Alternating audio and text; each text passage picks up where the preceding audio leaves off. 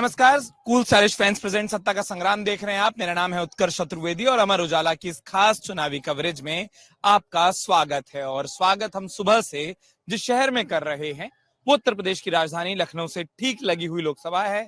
बाराबंकी इसका नाम है। गढ़ से लेकर समीकरण, परिवार से लेकर गढ़ को तोड़ने की बात, ढेर सारे दावे, ढेर सारे प्रतिदावे खूब हमने सुबह से सुने हैं। जनता के साथ चाय पर चर्चा भी कर ली, युवाओं के अपने हिस्से के मुद्दे भी सुन लिए, कुछ जमीनी बातों को जाना समझा बूझा है। और अब वक्त है शाम की उस बहस का जिसमें इस क्षेत्र के, इस लोकसभा क्षेत्र के तमाम वो जनप्रतिनिधि हमारे साथ मौजूद हैं जो कि अपने अपने दलों की ओर से जनता के बीच में जाते हैं, अपने अपने हिस्से के वादे करते हैं, दावे करते हैं, खूब सारे तर्क रखते हैं और ये भी जनता को बताते हैं कि आखिरकार जब वोटिंग का दिन आए तो इनके पक्ष को या इनके दल को क्यों चुने। और बाराबंकी में साहब बड़ी अच्छी एक प्रथा है या बड़े अच्छा एक संस्कार है कि एक दूसरे के ऊपर बड़े तंज या व्यंग भी कस लिए जाते हैं। तो कई बार होता यह है कि जब एक पक्ष किसी घर पर जाकर अपने हिस्से के तर्क रख देता है और उसी घर में जब थोड़ी देर बाद दूसरा पक्ष पहुंच जाता है तो बोल देता है कि अभी अभी जो सुना वो कुतर्क था, अब तर्क सुन लो। तो क्या तर्क होते हैं, क्या कुतर्क होते हैं, क्या बातें हैं, क्या नहीं है, और जो तमाम सवाल उठे हैं उन पर बात करने के लिए मैं आप सभी का स्वागत करता हूं अमर उजाला के इस खास कार्यक्रम में सत्ता के संग्राम पे। और साहब, एक चीज कही जाती है कि सवाल सत्ता से खूब पूछिए, तो शुरू में आपसे करूंगा और इस बहस में जहां भी आप में से किसी को लगता हो कि कोई बात जोड़नी है, किसी बात का विरोध करना है जो स्वाभाविक तौर पर अलग अलग पक्षों की ओर से आप करना चाहेंगे, मुझे इशारा कर दीजिएगा, मैं तुरंत माइक लेकर आ जाऊंगा। पर आपसे शुरू करता हूं मैं। और जैसा मैंने कहा, जब जनता के बीच में जा रहे हैं किन मुद्दों की बात लेकर जा रहे हैं, और मुद्दों से ही शुरू करूंगा क्योंकि बिना कहे तो फिर वो बहस मुझे मालूम है राजनीति की खूब हो जाती है। बिल्कुल, बहुत बहुत धन्यवाद आप सभी का।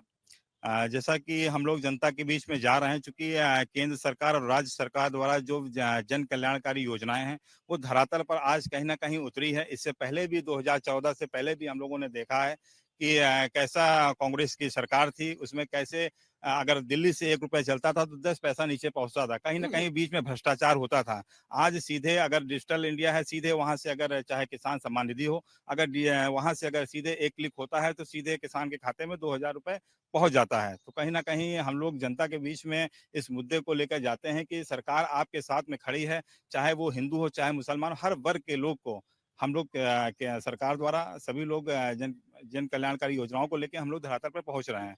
इसलिए जनता भी अब की बार 400 पार का जो नारा लगा रही है, जनता भी कह रही है मोदी जी को अब की बार तीसरी बार प्रधानमंत्री बनाने के लिए वो भी ललायत है। जनता नारा लगा रही है आप कह रहे हैं, और कई लोग ये भी कह रहे हैं कि लोकसभा का चुनाव बड़ा साइलेंट है, जनता कह कुछ नहीं रही है, आप ही लोगों को ज्यादा कहना पड़ रहा है। दावे सुने, तर्क सुना, और ये भी कह दिया इन्होंने कि कांग्रेस के जमाने का वो 90 पैसा गायब होता था। तो जवाब मुझे लगता है कि कांग्रेस की ओर से आपके पक्ष से लूं, फिर समाजवादी पार्टी के आपके साथी भी हैं, शुरू यहीं से करता हूं कि आप जनता के बीच में साहब आप अपने मुद्दे क्या रख रहे हैं। देखिए, हमारे साथी, बहुत बहुत धन्यवाद। हमारे साथी जिन्होंने बात रखी अपने पक्ष की इस चुनाव के मद्देनजर, सबसे पहले तो इनके नारे की पोल मैं खोल दूं। पहले चरण के चुनाव के बाद अब ये तय हो गया है कि नहीं करेंगे 200 पार इस बार गठबंधन सरकार।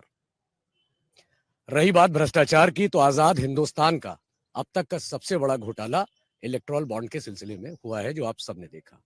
चुनावी चंदा किस तरीके से सरकारी एजेंसियों को लगा करके, ईडी, सीबीआई, इनकम टैक्स के माध्यम से उन कंपनियों के दरवाजे भेज करके उनके ऊपर नाजायज दबाव बना करके, उन कंपनीज की वर्थ भी इतनी नहीं थी, 5 करोड़ की उनकी वर्थ है, 50 करोड़ चंदा दे रही है वो। ये कहां से आया है? ये भारतीय जनता पार्टी वाले इस समय बिल्कुल घबराए हुए हैं।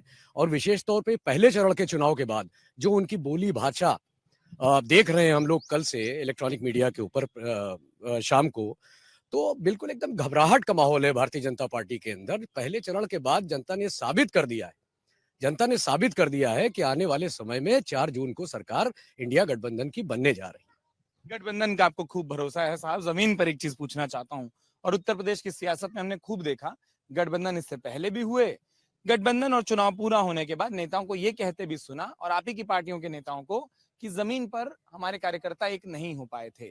क्या वो वाली दिक्कत परेशानी अभी भी महसूस कर रहे हैं? ना पिछले गठबंधनों में ये दिक्कत थी, ना इन गठबंधनों में दिक्कत है।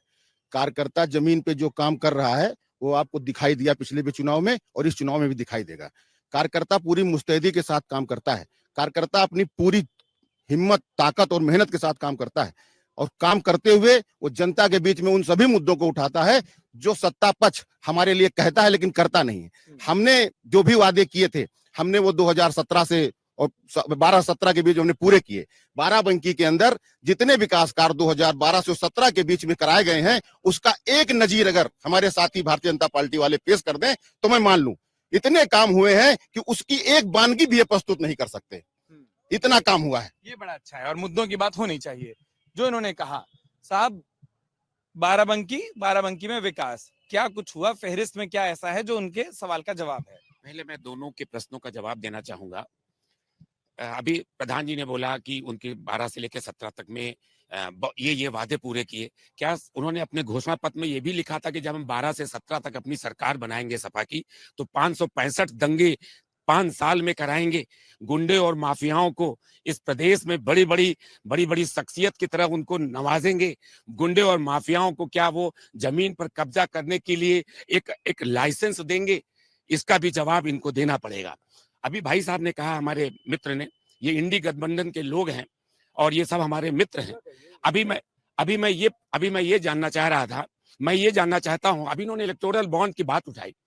पूरा इलेक्टोरल बॉन्ड एक संसद में पास कानून था जिसमें सभी ने उसमें वोट करके जो लोकसभा से और संसद के सदन के दोनों सदनों से जो कानून पास होता है वो माना जाता है कि सभी के द्वारा वो पास हुआ। क्या इलेक्टोरल बॉन्ड को पास करने में सपा के और कांग्रेस के या तृणमूल कांग्रेस के लोगों ने क्या बहिष्कार किया था? नहीं। खैर, उसको हम मान लेते हैं। प्रधानमंत्री जी ने अपने एक इंटरव्यू में माना है कि अगर उसमें कुछ खामियां हैं तो उसको आगे देखा जा सकता है। लेकिन इस बार इलेक्टोरल बॉन्ड को खत्म करवा करके माननीय सुप्रीम कोर्ट ने उसको खत्म कर दिया, तो अभी इस बार का पूरा चुनाव काले धन के सुपुर्द हो गया है। अब तो ये भी नहीं पता है, अभी तो ये पता चल गया कि 6,000 करोड़ रुपए 7,000 करोड़ रुपए कहां से आए। लेकिन इस बार का चुनाव ये ऐतिहासिक चुनाव है जिसमें ये पता ही नहीं है कि कौन कितने मुद्रा से लड़ रहा है। एक और बात कहना चाहूंगा, पूरी भाजपा ने इलेक्टोरल बॉन्ड, अब सब कुछ वास्तविक हो चुका है। 6,000 करोड़ रुपए कुल भाजपा को मिले और इंडी गठबंधन के सारे लोगों को मिला करके 14,000 करोड़ रुपए लिया गया है। अब आप देखिए कहां हम, जबकि सरकारें 19 राज्यों में कुल मिलाकर गठबंधन मिला लें तो एनडीए की सरकारें हैं। इनकी तृणमूल कांग्रेस ने अकेले 7,000 ले लिया है, 7,000 करोड़ रुपए। केवल बंगाल की सरकार, सारी सरकारों को मिला ले इंडी गठबंधन के तो कुल 13,000 करोड़ रुपए इलेक्टोरल बॉन्ड से लिया है और भाजपा ने कुल 6,000 करोड़ रुपए लिया है। अब तौलिए जरा कि कहां पे ज्यादा भ्रष्टाचार है और क्या है। ये भ्रष्टाचार नहीं था, ये पारदर्शी व्यवस्था थी। बहुत बहुत धन्यवाद। मैं एक एक करके आप लोगों पर आता रहूंगा, लेकिन राजनीति में एक चीज बड़ी अच्छी होती है साहब, अभी बंगाल का उदाहरण देना था तो गठबंधन का हिस्सा है, और अभी टूट भी बतानी होती तो बंगाल का ही उदाहरण देते कि वो गठबंधन का हिस्सा नहीं है। तकलीफ किस बात की है? और मैं अपनी भूमिका का निर्वहन करते हुए एक सवाल ये भी पूछ लूं, जिस पर वो इशारा कर रहे हैं, तकलीफ क्या इस बात की है कि हमको कम मिला और उधर ज्यादा मिल गया? मैं आपको बता रहा हूँ। पहली बात तो हमारे मित्र को सही आंकड़ा नहीं पता है कि इलेक्टोरल बॉन्ड के तहत कितना चंदा आया है। इन्होंने 20,000 करोड़ का हिसाब दिया है।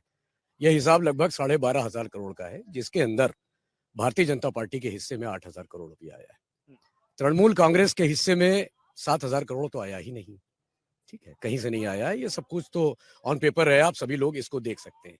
कांग्रेस पार्टी ने पहले दिन से ही इसको असंवैधानिक असंवैधानिक कहा था और वही बात आगे चल करके सुप्रीम कोर्ट ने भी कह दी। एक बात मैं कहना चाहूंगा, हमारे जमाने में भी चुनावी चंदा लिया जाता था। 3 साल की मियाद थी।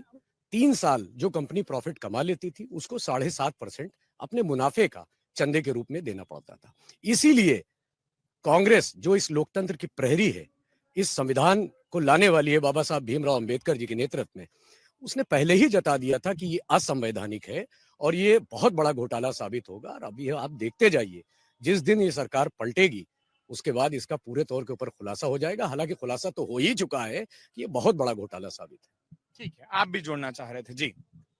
मैं अपने मित्र से पूछना चाहूंगा। कौन से वाले? तो आप लोग इतने मित्र होते हैं ना। भाजपा के मित्रों से पूछना चाहूंगा। ये मित्र वाले लोग ज्यादा है ना, मित्रों चिल्लाते रहते हैं।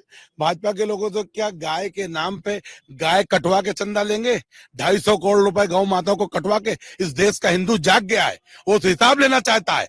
हिसाब पूछेगा कि 250 करोड़ रुपए जो लिए गए भारतीय जनता पार्टी ने गाय कटवा के उन पार्टियों को लिए गए 13 कंपनियों से, और जो 23 एक्सपायरी कंपनी थी जिनकी दवाएं एक्सपायर हो गई थी उनसे चंदा लेके हजारों लोग मर गए एक्सपायरी दवा खा के। इसका हिसाब है भारतीय जनता पार्टी। ये 400 पार कर रहे हैं, 150 नहीं पार कर पाएंगे। ना यूपी में है, ना बिहार में, ना बंगाल में है। ये गोंडा बिहार रहे हैं, बाराबंकी बिहार रहे हैं, फैजाबाद भी अयोध्या आ रहे हैं। ये खुद ही इनको नहीं पता। समय पता चल जाएगा, जिस दिन वोट खुलेगा उस दिन एहसास इनको पता चल जाएगा कितना हमने घोटाला किया, और राम जी अब के लिए साबित से लोग।